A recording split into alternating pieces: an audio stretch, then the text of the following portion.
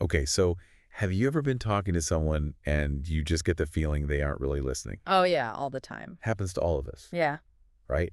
And it's like, okay, what if we could all be better listeners Yeah, that would be. and really understand not just the words people are saying, but like what they really mean, you Yeah, know? like the whole picture. Exactly. Yeah.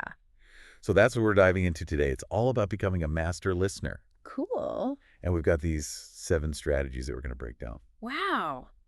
7. That's a lot. I know it's a lot, but they're so helpful. And the best part is, these aren't just for casual chats. Okay. These are tips that can help you at school, at work, just everywhere. Oh, that's really I useful. know, right? So I'm going to go through each one. Yeah, let's break them down so everyone listening can really understand them and start using them. Awesome. So the first one is called active listening. Active listening. It might sound kind of basic, but it's way more than just hearing words. Oh, for sure. It's like if you're watching a movie and you can see everyone talking, but you don't have the volume on. You have no idea what they're saying. Right, you're just seeing their mouths move. Exactly. Yeah. So active listening is like turning the volume up. You're paying attention to everything. Not just the words. Not just the words, you're looking at their body language, their facial expressions. You're listening to their tone of voice, right? Everything. It's like the whole package. The whole package. So like if someone says they're fine, but their face is all like scrunched up and they're frowning, Oh, yeah, totally. clearly something's not fine. You're picking up on those nonverbal cues, Uh-huh. and you can use that information to respond in a way that shows you're really listening. So instead of just saying, oh, okay, got it, Yeah, you could say something like, you seem upset. Do you want to talk about it? exactly. That shows you're actually paying attention and you care. Right. Okay. So that's active listening. Now, the next one, this is a big one for me, minimizing distraction. Oh, yeah. Distractions are everywhere. Everywhere. And I'll admit, sometimes I check my phone in the middle of a conversation. Oh, It's a bad habit. I know. We've all been there. It's hard. It's so hard. Like when that notification pops up, I feel like I have to look at it. You feel that little buzz and you're like, what is that? I know, but even those little distractions can really break your focus. They totally derail the conversation. It's like trying to read a book with the TV blaring in the background. No, yeah. You can't really focus on either one. So putting your phone away or finding a quiet spot if you can, that really shows the other person you're giving them your full attention. And your full attention is valuable these days. It's like a gift. It is a gift. Yeah. You're saying, hey, I'm here with you in this moment. I love that. Okay, so we've done active listening, we've minimized distractions. Now, this next one is huge. Practicing empathy. Empathy.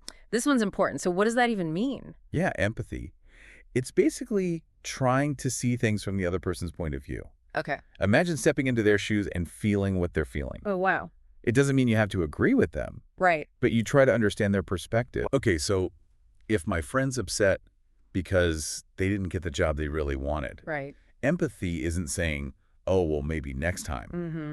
It's more like saying, wow, I can see how disappointed you are. That must be really tough. Exactly. You're acknowledging their feelings and showing them you care. Showing that you get it. You get it. Okay, so we've listened actively, no distractions. Hmm? We've practiced empathy. What's next? All right, so now it's time to give feedback. Feedback. Feedback. Because sometimes we just kind of nod along like, yeah, yeah, yeah. Yeah, I get it, yeah. But the other person doesn't really know if you're understanding. Uh-huh. So giving feedback lets them know you're following along.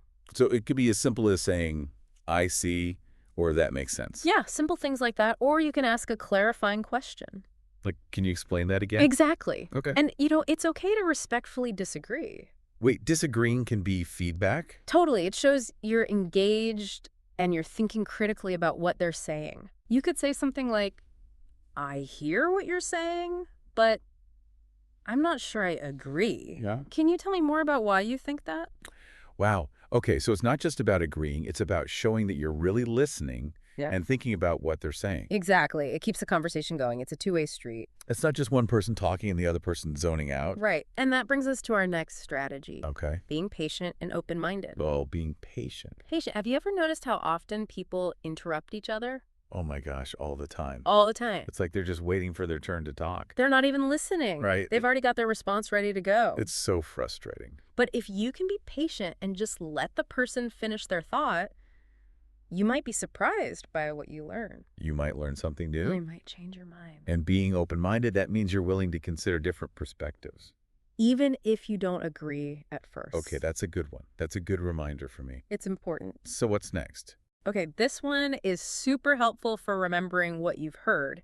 It's reflecting and summarizing. Reflect and summarize. Basically, you repeat back to the person what they said in your own words. Oh, I do that sometimes. Yeah, It helps me make sure I understood everything correctly. exactly. And it shows the other person that you were really listening and that you care about what they had to say. That's so smart. Mhm. I'm going to try that more often. Okay. Okay, last but not least, we have cultural awareness. Cultural awareness. What does that have to do with listening?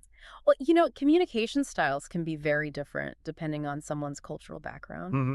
What's considered polite in one culture might be rude in another. Oh, that's right. Like, in some cultures, it's rude to make direct eye contact, but Exactly. in others, it's a sign of respect. It is. That's a big difference. Huge. So it's important to be aware of those differences and try to adjust your communication style. Yeah, It shows respect and it helps avoid misunderstandings. that makes a lot of sense.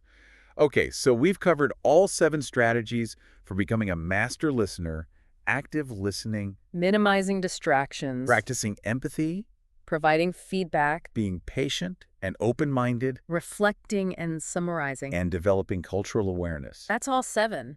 That's a lot. It is a lot, but remember, you don't have to do all of them at once. Right. Even just focusing on 1 or 2 of these strategies can make a big difference in your communication. Absolutely. So listeners, pick one that resonates with you and try it out this week. Yeah, give it a try. And let us know how it goes on social media. We want to hear from you. And remember, the more you truly listen, the more you'll learn about the world and the people around you. That's the key to connection. And who doesn't want that? Exactly. Awesome. Well, thanks for joining us on this deep dive into becoming a master listener. We'll catch you next time.